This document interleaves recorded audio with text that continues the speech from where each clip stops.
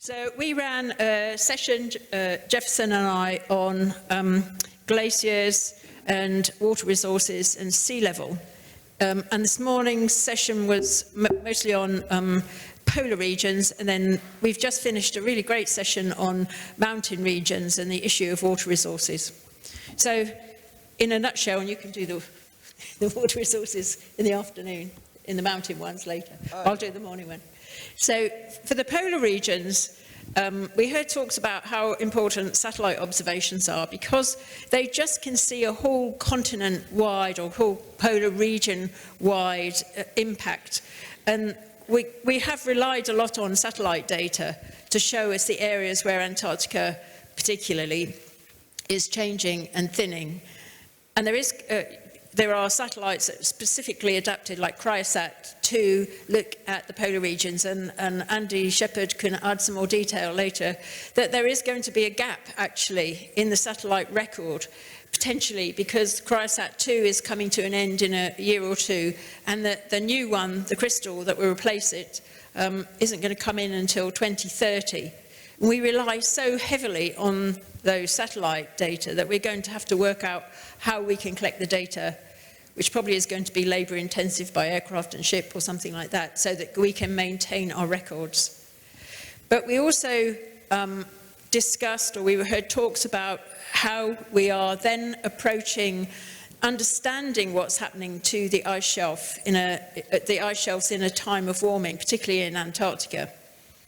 And one of the things that we are doing is able to really, from the satellite observations, target some of these really critical areas.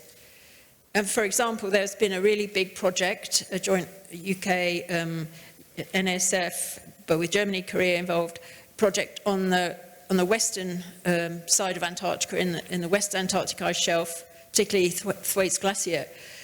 And what's been amazing about that is, for me anyway, is that it has been a big collaborative approach in a very, very remote area that I don't think one nation could have looked at alone. But we use new technology to actually go underneath an ice shelf. And I think that has revolutionized some of the work that's been done, because it's not a place, as somebody said this morning, you can't go swimming underneath an ice shelf in Antarctica, but you can send these new submersibles, these new marine robots, which have cameras on them and lots of sensors. So we actually can see what is happening underneath the ice shelf. And this particular one, which puts the whole of the West Antarctic ice shelf sheet in danger. And so what we can see is actually what's happening is the winds around Antarctica are strengthening because of the global warming, and those winds, strong winds, are blowing warmer ocean water underneath the ice shelves, not on top, but underneath, which is, I think, a new idea that's really come in the last few years. But then these new autonomous vehicles have gone underneath, and they've shown us what's happening to that warm water that's going under there. So that has revolutionized, I think, some of the things we know. And what it has shown is that we don't really understand completely all the physical processes that are going on that maintain some of these ice shelves, ice sheets in Antarctica. So a big gap in our understanding is the physics of how these ice shelves and ice sheets are working. And if we don't know those physical properties or the physics, we can't put that into ice sheet models, which will then help understand the future forecasts. So that was one of the big points, I think, to take forward. The other thing that, of course, is about ice cores, because we can look back in the past with ice cores in very detailed records, and we can actually see the whole cycle of an ice shelf or an ice sheet or a glaciation. We can see in the past how it began, how it evolved, and then how it declined. So we're really at a point, I think, in understanding what's going on in the ice world about, the question is always asked, are we at a tipping point? And we don't really know, do we, until we've gone past it and we can see it in hindsight. So if we look in the ice core record, I was about to say the fossil record, but the ice core record, we can see the whole cycle of ice sheets, growth, evolution and decay, which helps us predict the future of our ice sheets today. So ice cores particularly important for modelling. There's a sense that sea level rise is going up. We know sea level rise is going up faster than before, and I think there was a sense that we really need to do annual assessments. We do assessments of this kind of thing every few years, but things are moving so fast now, we almost need to do an annual assessment of sea level rise, of what's going on in the polar region and how that's then impacting on the rest of the world. So I mentioned this morning, what happens in Antarctica impacts everybody, particularly in global sea level rise. And I think we need a lot more coordination, and that this has been a theme of today in the sessions I've been in. We need to coordinate. There's lots of pockets of people doing modelling, doing satellite observations, doing field observations, but we need to get together more and target what we're looking at, make sure we're prioritising the most important aspects and then tackling them together. And I think there's also an issue that we can't really take some of these points in isolation, although we have done that really just practically here, but really everything is joined up. Ice is joined up to atmosphere, is influenced by ocean, is influencing ecosystems. It's all part of the same process. So I think there's a call really to be able to work together. I've been using this, talking about this afternoon and using the example of an elephant. If you have an elephant and there's one group that's working on the tail, one group working on the feet, one group working on the trunk, and one group working on the ears, all trying to do very detailed work, but really there's an elephant in the room, which is the big question, and so what we need to do is all get together to find out what this elephant looks like, and it may be that we don't need to work on the tail, but we need to work on some other aspect of this element and prioritise what we do so that we get the right answers to solve some of these problems in climate change and the polar regions and ice. So that was the, some of the speakers can tell me if I've missed out critical points. But we also, just recently, were talking about mountain glaciers, which was very different because that's the place where the ice is melting fast. People living around those areas and water resources are really quite critical. Over to Jane. Okay. First, I would like to compliment the words of Jane. Something that I also noticed that is becoming even more, I would say, essential is to have a better understanding of the ground line, to monitor that ground line or floating line, depending which point of view do you want. Is the ice shelf contact with the ice sheet. And that's, of course, we are going to have some programs like the RINGS program in the next years. It's become essential for models and for oceanographic research. And one point that we can call attention is about the impact of every centimeters of sea rise. One of the speakers just called attention that every centimeter of sea rise, it represents flooding for 2 to 3 million people. So you can imagine with 50 centimeters of sea rise in the next 70 years. And another point that I think that Jenny already talked about is about the freshwater fluxes from ice sheets in ocean models. That is important feedback, that we have important feedback, and we needed to improve the understanding. And okay, that's it about the ice sheets and the polar regions. When you go to the glaciers outside of the polar regions, the main points, of course, was the extensive melting and how it's increasing, but even more important is the consequences of the melting and disappearance of those ice masses that goes from extreme events, hazards like the glacial lake outbursts that we will increase in the future, and that we are losing the storage of water for those places that have a quite marked dry season. So it's not just a storage of water, it's a regulation of water that some of the countries are losing. Water stress happens already in some parts of Bolivia, northern Argentina, and Peru. And talking about South America, but of course there are the similar problems in nearby and at the third pole, said the Himalayas. And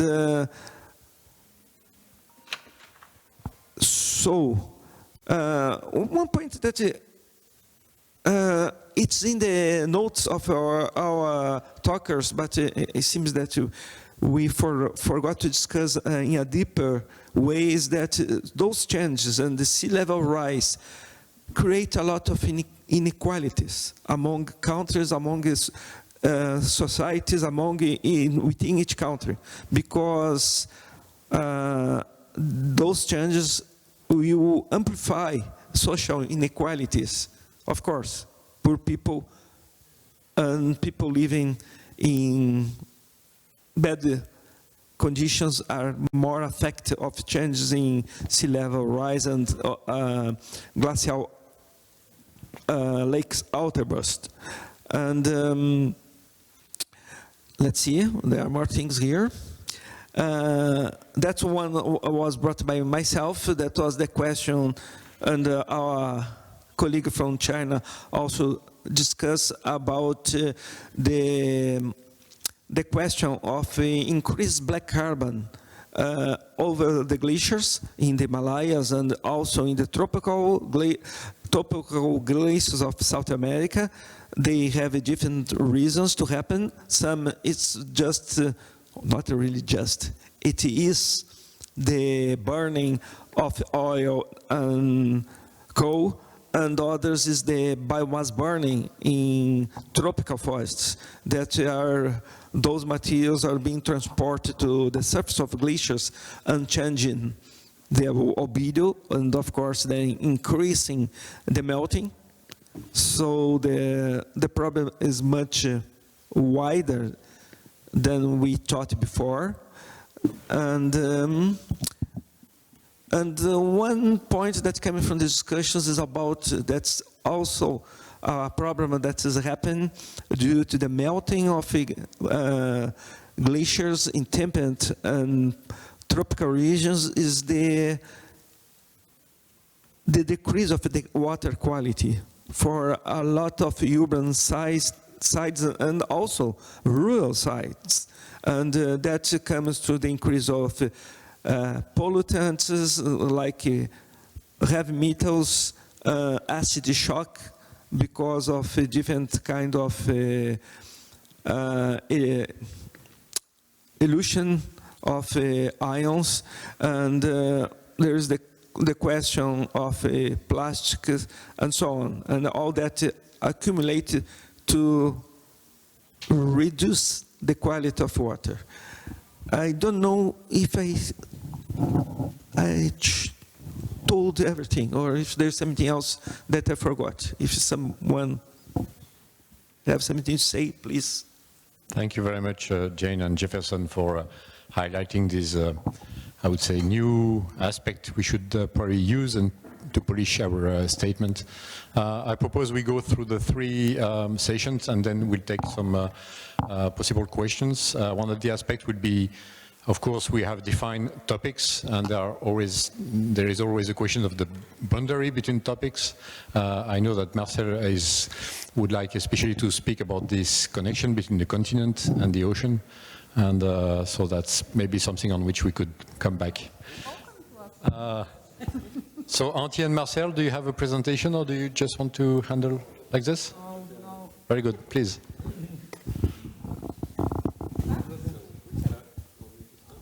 And we can say quick words about the overarching... Yeah, you should have... okay, yeah, sorry. all right. So, a quick words about the overarching goals. So we divided it into science recommendations, and I guess we mostly now speak about these. But because also Julian Struve with a brilliant talk showed so clearly the relationship between CO2 accumulation in the atmosphere and sea ice trajectories, that it was a reinforcement of the audience. We have to speak very clear words about the one and only solution that is ending as soon as possible fossil fuel dependency, reaching carbon neutrality, and so many people recommended that we are clear about the commitment, the trajectory we are on, which gets us easily in the vicinity of 3 degrees. And so for being in Paris, we should always mention and insist on the Paris climate goals. There was really quite some insisting on that, and that I wanted to mention for the overarching. A lot of the discussion of the environmental footprint and sustainability that was also recommended by many. So not only do we point fingers to others, also science needs to get better with their own footprints, so we don't have to come back to that one as well.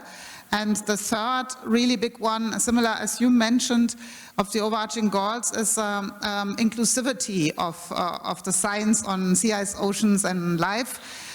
To many it is of critical importance to understand that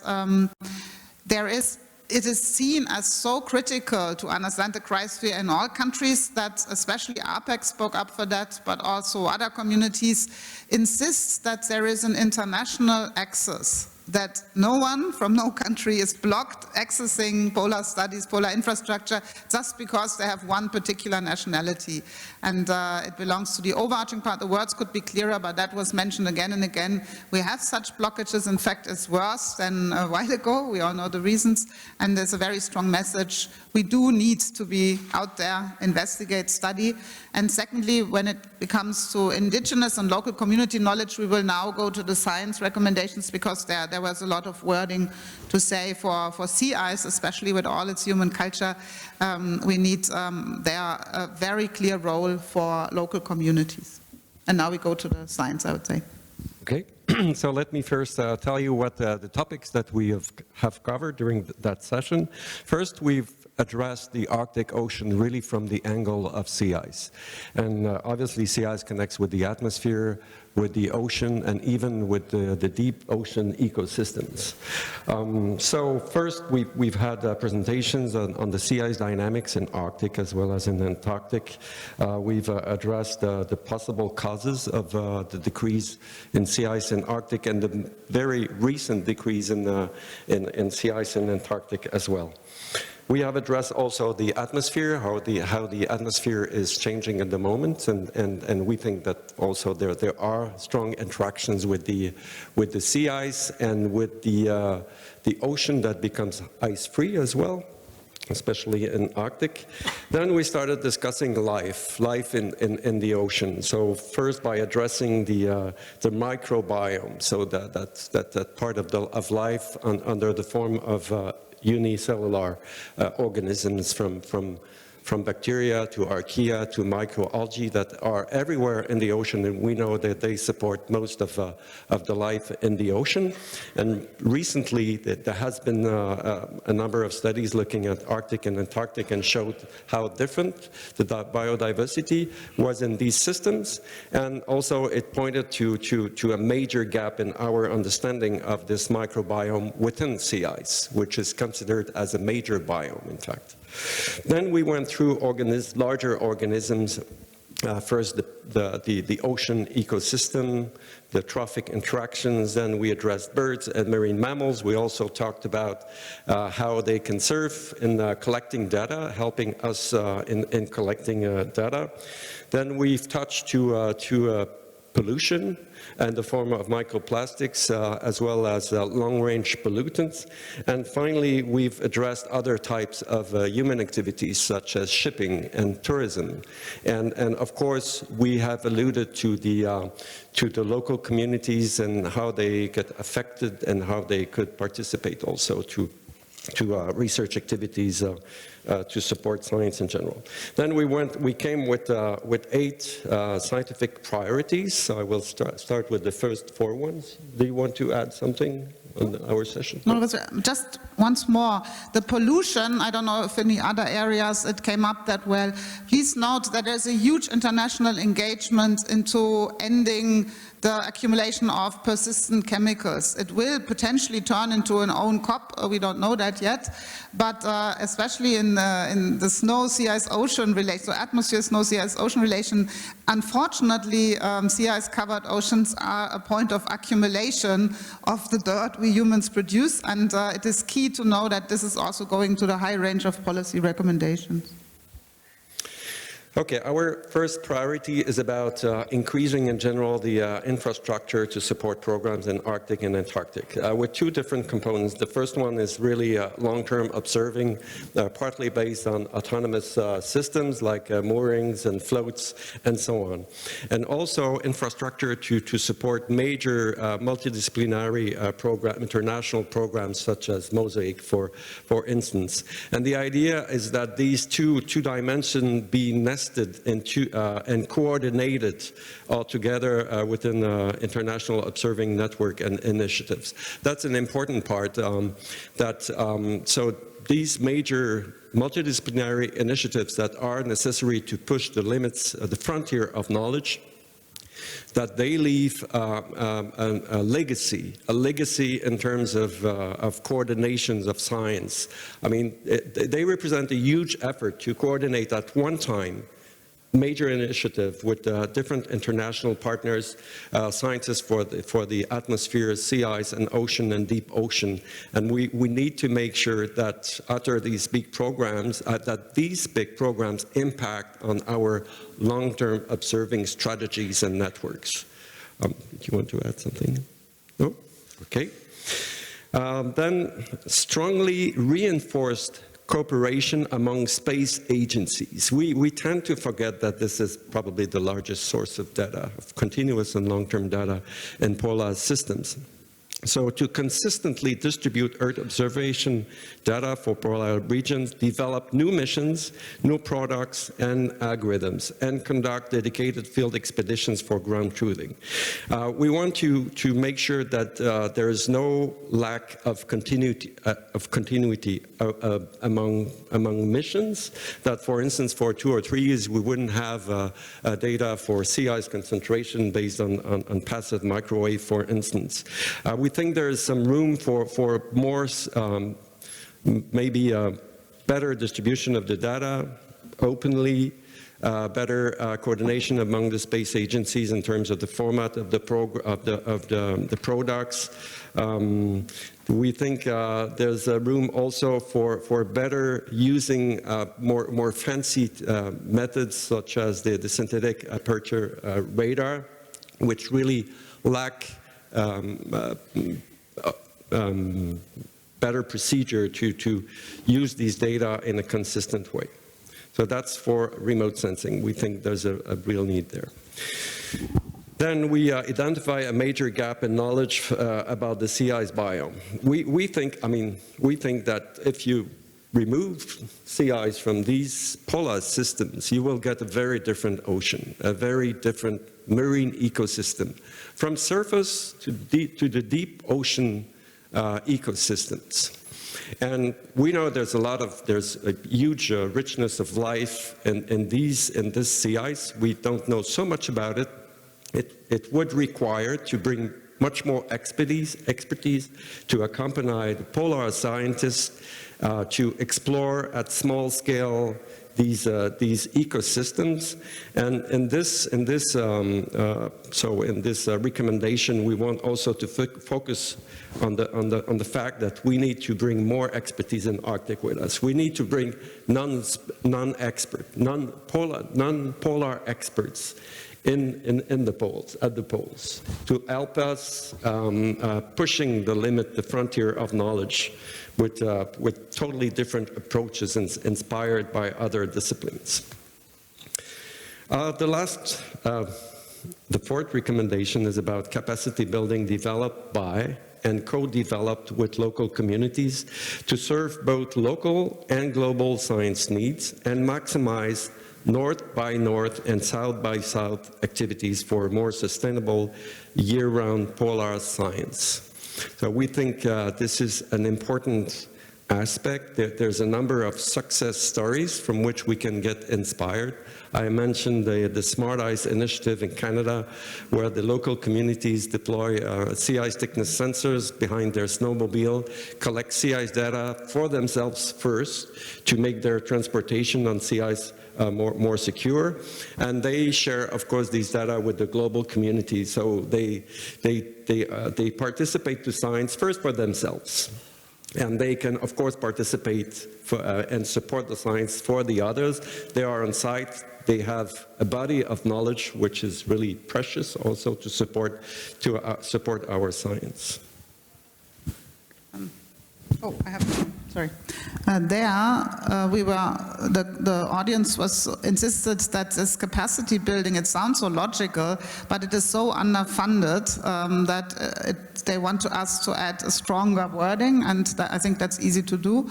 Capacity building is always, a fig leaf often is a minor thing, but from the scientific perspective, as Marcel said, there are so many arguments why it enriches and it helps, that we would like to have a very strong message that where people live, they have enormous practical knowledge, similar, I guess, to what you said from the mountain ranges.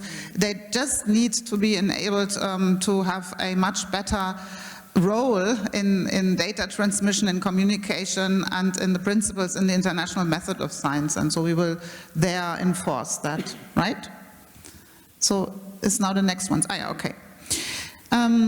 We quickly mentioned this in the beginning, transformation of polar infrastructure to better service information needs. In many ways, the science that we need can be done more efficiently if it is long-term funded and if the funding allows us eventually to go footprint neutral. It's not only about carbon, it's about other forms of pollution as well, and disturbances, for example, noise in the ocean. And we all are learning. Of course, we need solutions. No science institution alone can renew their infrastructure for it become carbon neutral. It is an investment of the governments into that what they have promised, and so that message is also a strong one. For the sea ice itself, because it is at the core of our breakout group, I mean, sea ice and ocean are so immensely connected that it actually drew for both sea ice and ocean.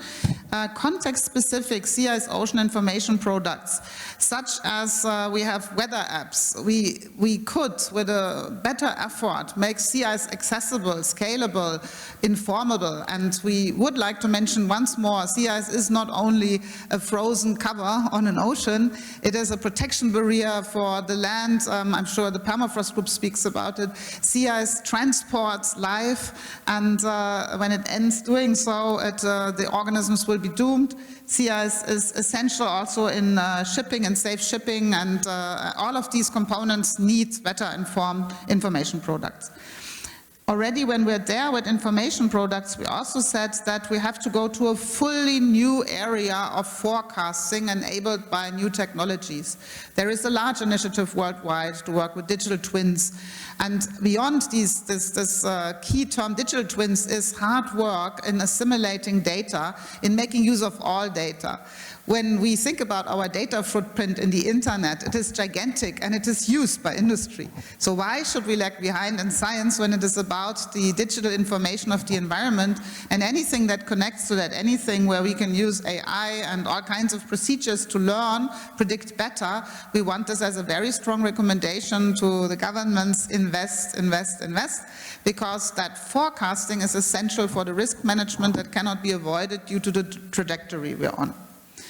And then we also said once more, I think I forgot one strong point again about cryosphere literacy and education. So the underlying ability of everyone to use forecasting and the variety of methods that we've just discussed is always that we form a next generation of scholars and also of the public who can deal with our information and our language. We end with the call for regional cooperation in what is important to protect the life. And so as the pressure is increasing and ever increasing, and some of the pressures like long-range pollutants and warming, that is hard to organize on a local and a regional marine protected area. It will give a lot of changes. Then all other pressures must be reduced, and science can help with science-based information about how to protect polar environments, how to protect marine environments. And there is a big call from all of the ones that are looking after the life, much of that we don't actually know, to just be careful. The stress that marine life and polar life faces is immensely growing, and we have to make it a very strong recommendation that we must invest in clever science-based protection.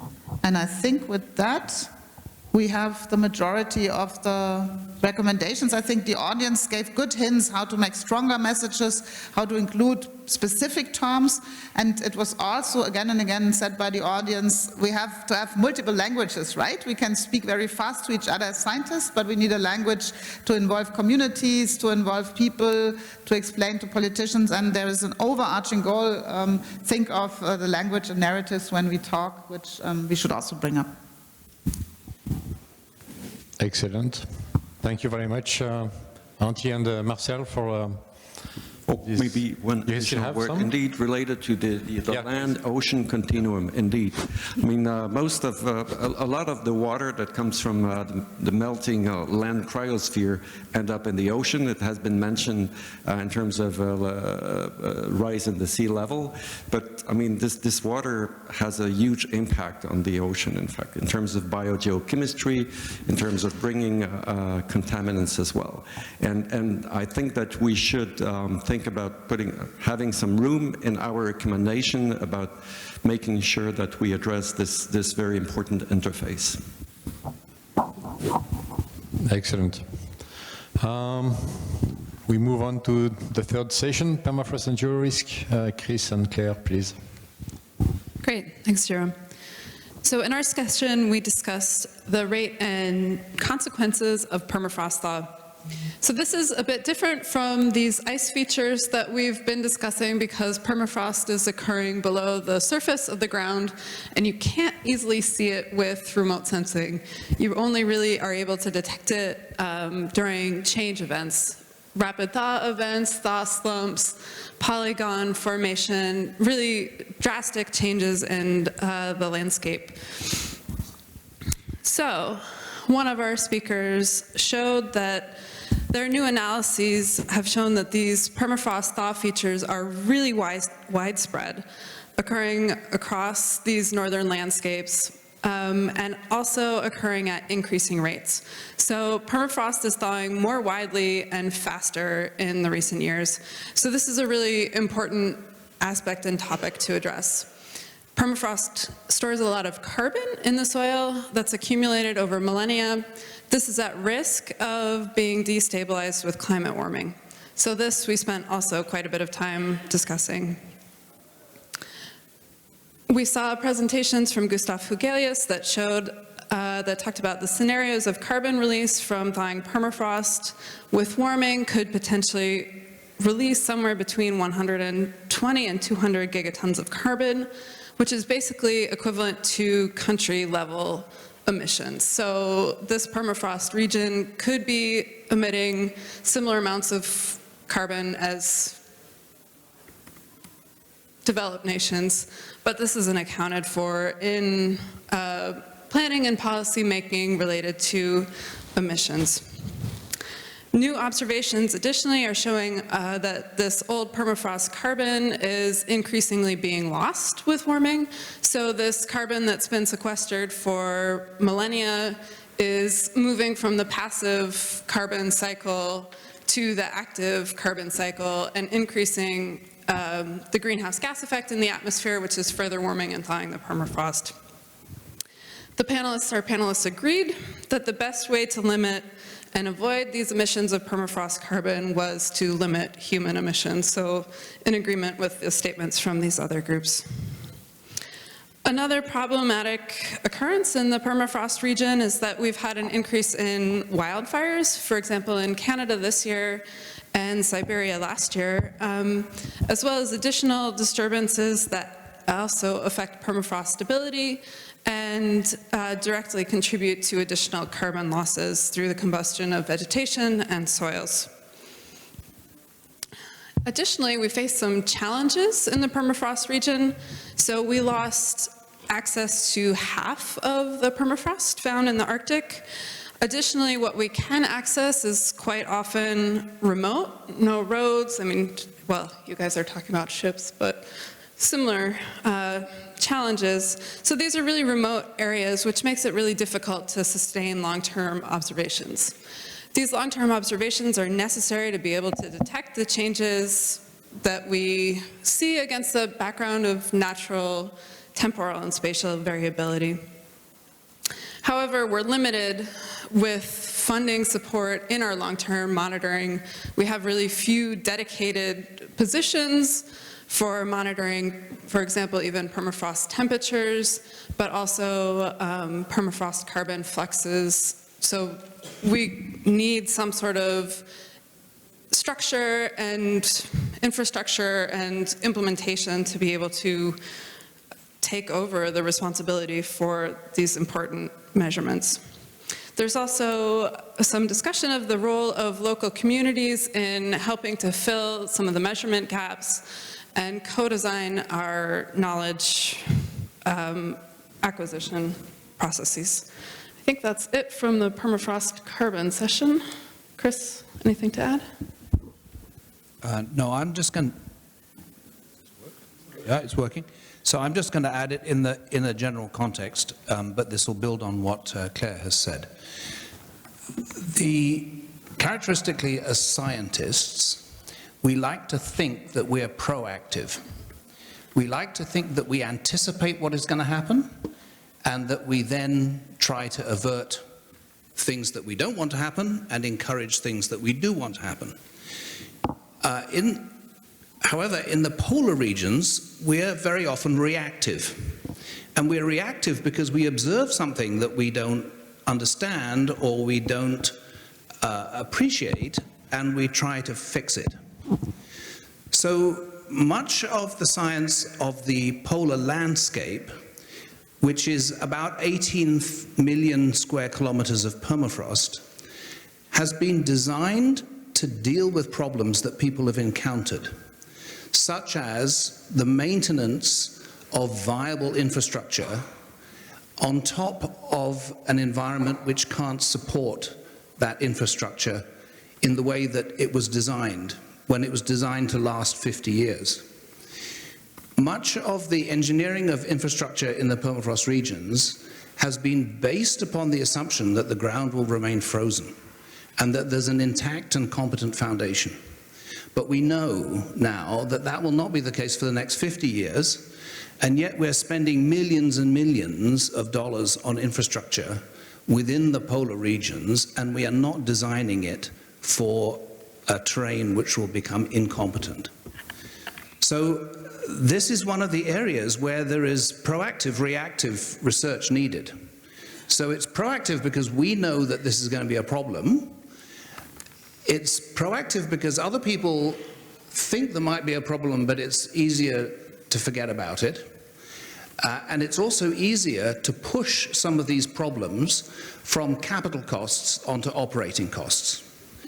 So one of the issues that the permafrost science world struggles with is the question of how much permafrost science will deliver to society in terms of financial benefit.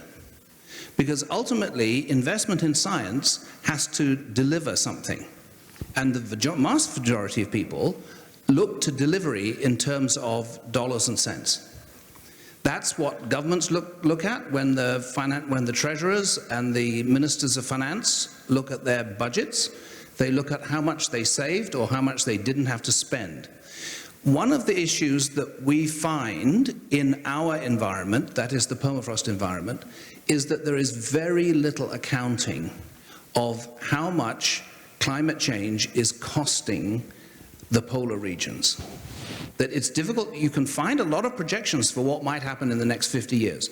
But for what has happened in the last 20 years, when climate change has been very active and has had a large number of effects, it's very difficult to quantify what that might have been. So the financial elements of changes in the use of the environment are something that we believe need more attention, if only to sway and persuade governments that it's in their interests to do something about this.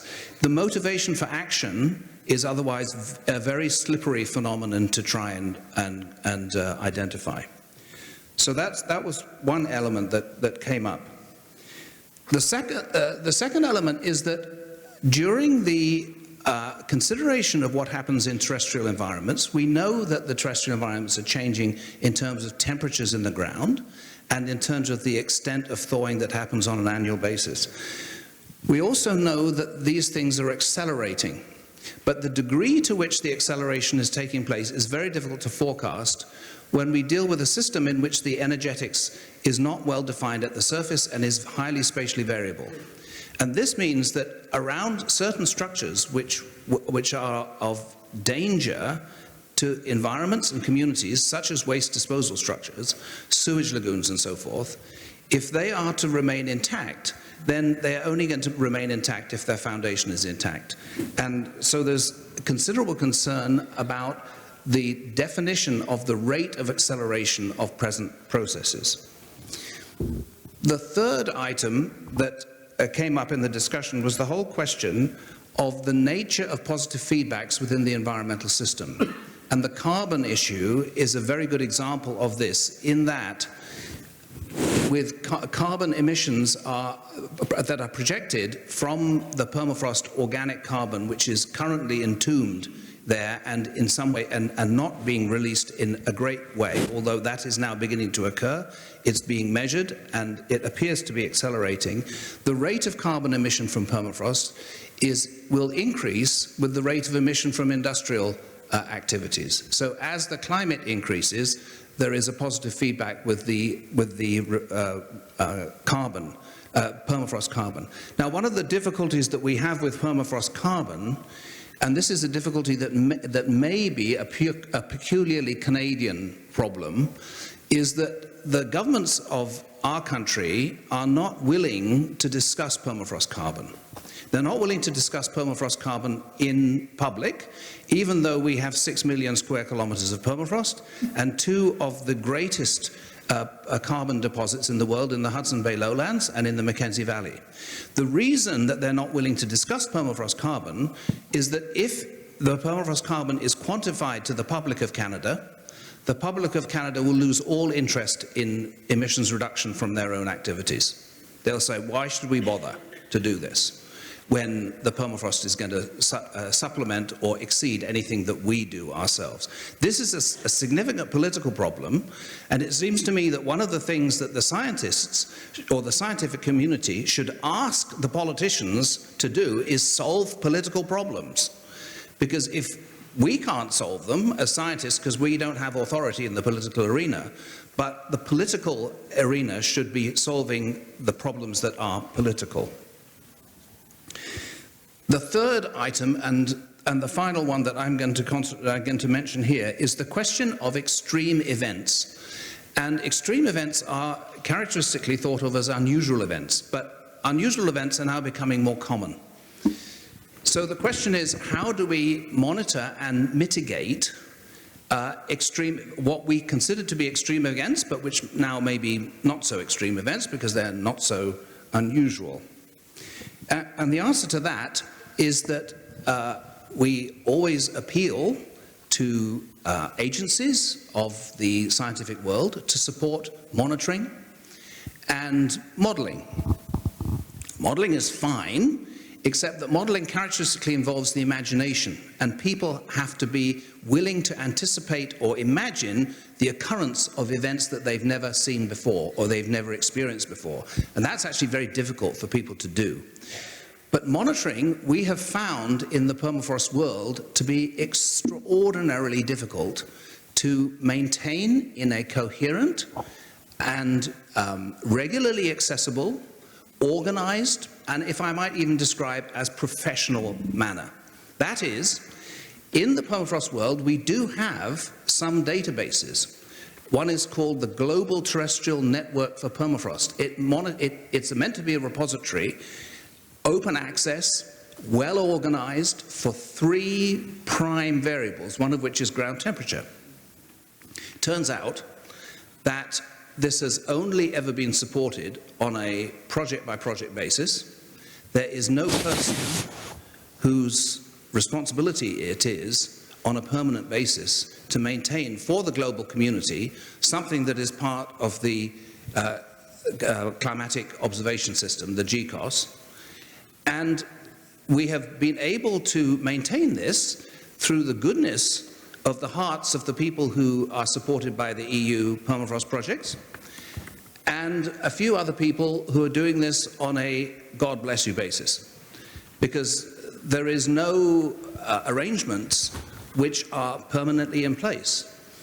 And unfortunately, we will subject ourselves to greater and greater risk and less and less chance of coherent action if we don't look after our data, make it available in a standardized way, in an environment in which it is professionally conserved and maintained in the future.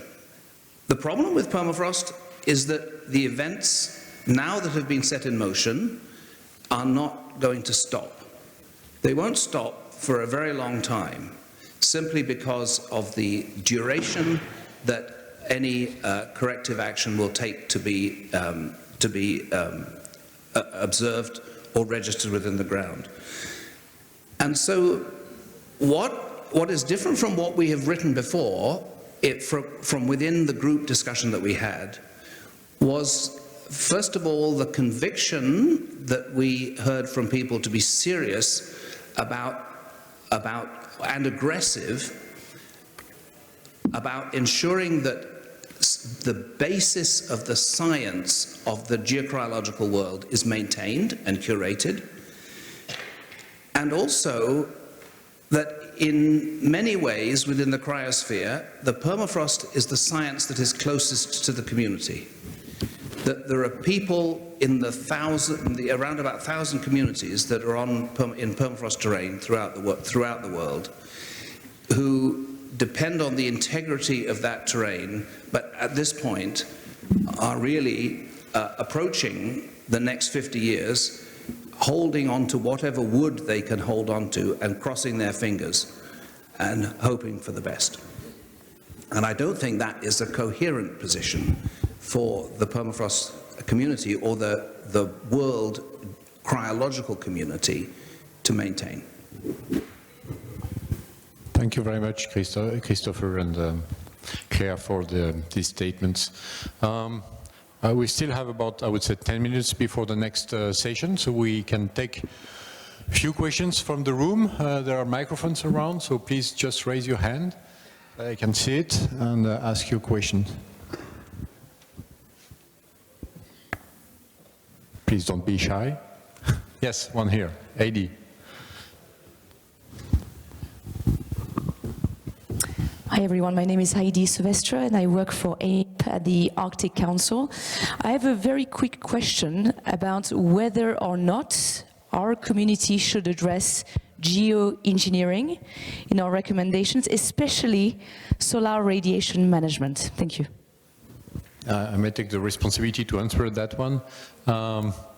As you all know, it's a very sensitive topic, and it will be partially addressed tomorrow morning. We have a session handled by Nicole Biebo, which is called Local Responses to Cryospheric Risk.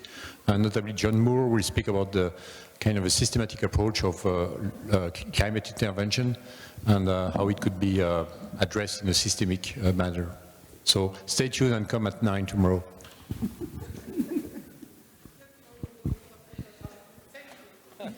You're welcome, Nicole. Yes, Valérie? Yes, thinking of the relationships between the cryosphere research community and decision makers, policy makers, one thing that is striking is that in between policymakers and the knowledge, you also have a community of users, practitioners, those involved in like water management, ecosystem management, coastal management. And to my knowledge, so far, we don't see a community of best practice emerging.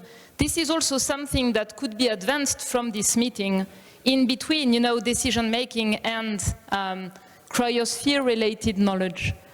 And a second point I wanted to make is the following. In the opening this morning, we had Jean Jouzel, who spoke about, you know, research related to the Vostok ice core. It is quite striking that during times of Cold War, there was a possibility for collaborations between US, Soviet Union, France, amongst others. I think we should have a strong message about maintaining scientific cooperation to advance knowledge for peace, whatever geopolitical tensions are. Thank you, Valérie. I can maybe take this one again, but I don't want to, I mean, if a member or moderator would like to comment.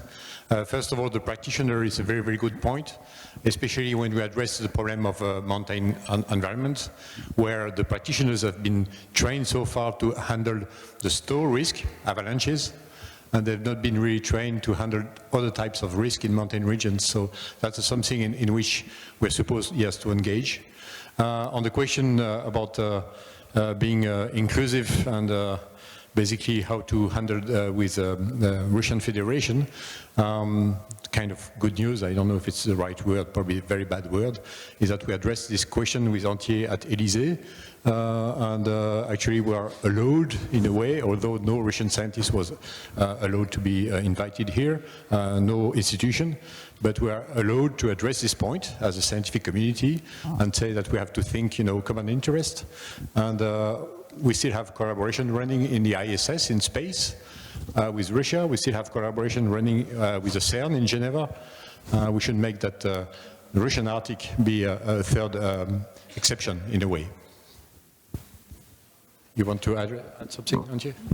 I have the urge to be honest, and it sounds fantastic to always be able to cooperate under no matter what kind of political situation there is, but do note that some of our colleagues in other countries are threatened with their lives when they would speak out as scientists, and so when we address that under all circumstances it must be possible to collaborate, we must also address that the precondition is that science is fairly supported and allowed to speak the truth, and because otherwise it just raises the pressure on some people. They feel not seen in their daily fight, and so I see that point to be important to be acknowledged. Okay, we have two questions here, one here and then after here. Thank you very much. This is actually not a question, it's just a note. I'm Johanna Ikavalko, Director of the Arctic Center, University of Lapland. And this is something that I already raised in my own breakdown group earlier today, and that is about monitoring the Arctic and especially monitoring the high Arctic. A very, very high political decision would be actually to foster the high elliptical orbit satellite mission, because without those we won't be able to see the high Arctic and able to monitor what's actually happening there. And I know here are nations represented who are very much for it, but we need more actually forces to get it further. High elliptical orbit satellite would be something. Thank you. Thank you very much. Point taken. Please. I'd like to come back, Mark Drinkwater, European Space Agency. Agencies throughout the International Polar Year and subsequently through the WMO Polar Space Task Group. been listening to the messages about the importance of coordination, particularly amongst the space agencies, and in order that we can embrace the use of an international observing infrastructure which takes the best attributes from what different space agencies can offer. I have a colleague from NASA who's here, Torsten Marcus, and together with the other space agencies throughout the last 15 years, we've learned that it's a bigger problem than any one space agency can deal with. And so we need an international coordination mechanism to ensure that we can make the best use of all of the infrastructure that's available. I can speak from my own. I've been helping to develop the Copernicus infrastructure and many of the polar tools that we have access today, which provide us with global monitoring of the cryosphere, without which we'd really be in a much worse state than we are today. When I started in 1980, there were no polar orbiting satellites designed to look at the polar regions. And so we have a wonderful infrastructure today, but it's embedded within different space agencies throughout the world. It's not only ESA that's doing this, but in order to ensure that we can cover all of the areas, sea ice, ice sheets, polar oceans, permafrost regions, circumpolar, pan-Arctic, pan-Antarctic in a comprehensive manner. This really desires and requires some proper coordination. So I'm wondering, we see the message about monitoring everywhere. I don't see enough specific messages about what that means and what it actually means from a coordination perspective with respect to not only in situ data, but also the space data. So I think we need to make that more robust. Why do I say that? When we turn to Copernicus, we use services and not just science to justify the satellite infrastructure. We're talking about hundreds of millions of investment here, and in order to allow those measurements and the monitoring system capability to persist, you have to go beyond the science. My fear is the scientists don't justify elements of that space-based infrastructure, and so I think we need a much more robust message about the monitoring from space. Thank you. Thank you very much. Jane, you want to comment? Yes, just to follow on from that, I mean, I'm from the British Antarctic Survey, and we use satellite data so much. Andy Shepherd is here, and he can talk about that as well. You know, we use Copernicus because we have projects like wildlife from space. So you can count whales, you can count walrus, you can count individual penguins from space now because satellite data has become so important. But we've been talking about this problem of data transfer. So at the moment, our means of communication with ships to home from stations in Antarctica home is very poor, and it's slow and difficult. And we have, of course, everybody now is developing these new autonomous instruments to capture huge amounts of new data. So how do we send it back without destroying it? You know, it's pixelated, it comes back what we call decimated in a terrible state. So this is a really big challenge in this era of AI. We need all this data. We can send the data back for people to work at home, so they don't actually have necessarily to have a footprint in the polar regions to be able to do this, not the observational stuff, but the extra work on this. We are actually talking to OneWeb, which is and we may be putting in new polar satellites. Now you can get very small satellites and have polar satellites, particularly for Antarctica, so I presume they will go over the Arctic, to get more data coverage, which will, I think, be a benefit for all. Thank you very much. Olivier Provost-Darvor is supposed to take over the next session. I don't see him, so I think we can still keep going. Pascal Lamy. Thanks. I just have one question, which is, how much do you make of digital twins as a way to accelerate the filling of the science gap, which we still have on the poles and the cryosphere? Would you agree that investing in this new way of modeling, gathering data, digesting them, would be a priority? Yeah, okay. Yeah, yes, I think AI and digital twins, but particularly AI, is going to be, well, it's already really, really important in polar science. So, for example, we had a project where AI was used to look at forecasting Arctic sea ice. This is a published paper you can find. And what we found is in the sort of nearer term, in a few years, you can much, much more accurately forecast Arctic sea ice than you can with normal climate models which are based on algorithms. So the future is definitely probably to merge the two to improve climate models with AI. But I think AI has helped us hugely in speeding up the process of using data, of identifying things, of translating things, to provide data from old records. It has revolutionised what we do, and I think it's only going to grow and grow and grow in polar science particularly. Yeah, so that was also for the ocean sea ice community a strong point, as you said, and the point is that so far the digital community or the digital twin communities are still quite separate from each other. There's one on climate, there's one on ocean, and the cryosphere is so interacting that to really think what is it from the cryosphere perspective needs some special thinking, and we do debate this at the EU level right now. But it needs a much stronger plan, and also about the practical knowledge. That is exactly a key point in this.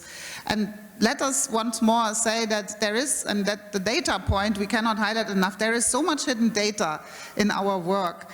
The meteorology stations on ships, they have fantastic long-term observations for 40 or 50 years, for example, about fog. So wet clouds, vapor above ice, that is key, and we hardly can tap into those resources because they have a special chiffre and you don't have the people that translate and so on. So to say there is an extra sustainability that we can get from being more supportive of data and new tools of using data, that is a big demand, I think, in all three communities. Yes, that came up also in permafrost.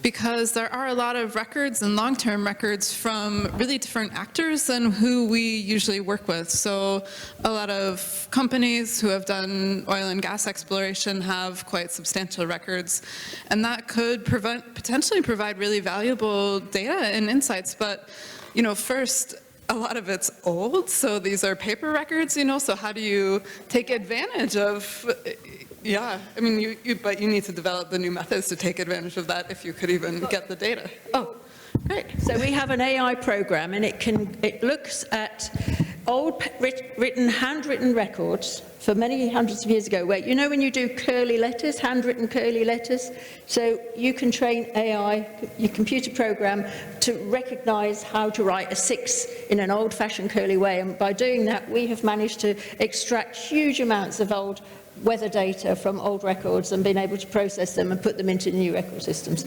It's amazing. Because that's what I did as a postdoc. Thank you very much. We have a question from NGO, and then here, please. Yes, we've heard many comments today about every tenth of a degree counts. And I hope somehow we can get that thought into your declaration up there, because the first paragraph, in a sense, embraces the vacillation, or whatever the right phrase is, within the Paris Agreement between 1.5 and 2 degrees. So I don't know whether it's possible to get this idea in there, but I've heard this, we've heard it all day. Every 1/10 of a degree counts. I think the decision makers should hear that thought as well. Thank you. Very important statement, that's for sure. Anybody among the moderators who would like to comment? I think I've already put that in a statement, but we have to see if it's the phrasing is the right one. Okay, thank you. Hello, good afternoon. I'm Anna from the University of Brasilia. I teach international relations and international law, so my question is about that. Addressing point 2, we all know that, well, I've heard brilliant explanations here on how the atmosphere and the ocean and the deep sea and the cryosphere are all connected. And I think there's a big consensus here about this interconnectedness and how important, how crucial it is. So my question is, if we consider that the polar research agenda, the polar policy-making mechanisms are not well connected to the IPCC, or there's only a small part of it, it's absent in the UN 2030 agenda. Most countries don't have a polar institute or a polar ambassador, or don't even talk about that, especially from the south. I'm from Brazil.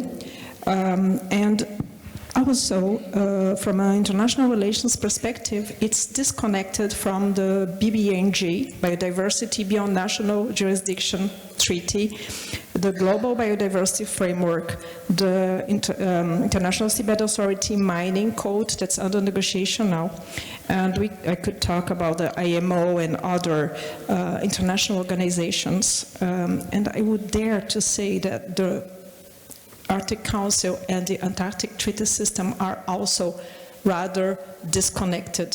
So my question from you, scientists that are here today, is what do you suggest in terms of policy making, of diplomacy? How do we connect everything you've said here to the existing legal international regimes? Is it, just make it clear and faster, is it better to try to connect those international regimes, like a cross-cutting issues list, for example, monitoring, or do we keep the legal regimes like that and we try to build it as building blocks or a puzzle? Thank you. Thank you very much. Let me just start with 30 seconds. I think the very existence of this summit is already the start of an answer to your question, because we put together communities that are used to speak to each other, Arctic and Antarctic, and we bring the high altitude as well. This is quite new. So you mentioned the Antarctic Treaty, you mentioned the Arctic Council. That's a place where Nepal, for instance, has no voice. But here, Nepal has a voice. I mean, the president of Nepal was supposed to come. She had to, she had, of course, to stay at home because of the earthquake. But we have the president of, I think, Kyrgyzstan coming. So it's a way of connecting them with a big picture, with what's going on as well in the ports. So it's a partial answer, but I think it's one. Anybody among the moderators would like to add on? Jefferson, as a Brazilian, in charge of polar science in Brazil? Not in charge of, well, leading great part, but not in charge of. And well, I think that if you look at the politics of the Antarctic Treaty and also the things that are happening in the Arctic now, we had suffered pressure in the past, and we are going to have a pressure, international pressure, to bring in a more inclusive system, not to be a part of the international negotiations as we see. But I think that the way to do that is to have more countries to come to the system that exists, to have more countries working the Antarctic to and into the Antarctic Treaty System, rather to do the opposite way. And the same thing is going to happen in the Arctic. More countries are going to get into the Arctic business, rather than to have something to, well, if people have memory of the 1980s, you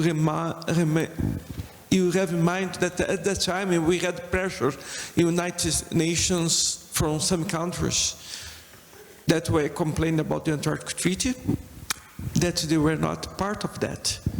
In the end, those countries that complained, like Malaysia, Pakistan, and so on, became members of the Antarctic Treaty and began to participate and to have a voice. I think it is more going, if it goes that way, it's more viable. Thank you very much. Just 30 seconds. Jane? Oh, just, okay, a very quick answer, apart from the fact we can have a long answer about Antarctic Treaty and treaties. Take your politicians to the places where they can see what the changes is really doing to the people. Take them to the Himalayas, take them to the Andes, take them to Antarctica and the Arctic. And a couple of days seeing the glaciers melt and seeing the changes really makes a difference, I've discovered. Yeah. Very good point. Thank you very much, Jane. I think with these wide words, we have to close the session. I would like all of us to thank the moderators, and you can thank yourself for the contribution. Thank you very much.